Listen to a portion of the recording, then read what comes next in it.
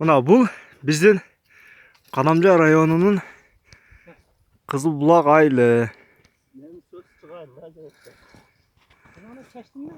Біздің уялчақ депутаттар, башқалар қаршыларды танкаменен, вертолетменен атсақ дейді.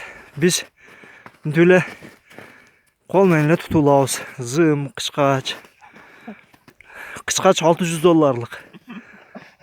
Машыл қоңшыларым тұту алды.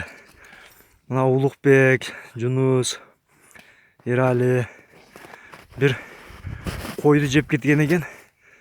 Қопқан қойышты. Анан тұту алды қарышқырды.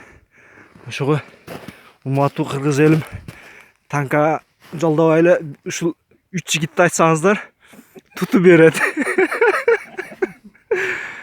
Қырсан қайсы жерінде болса заказмен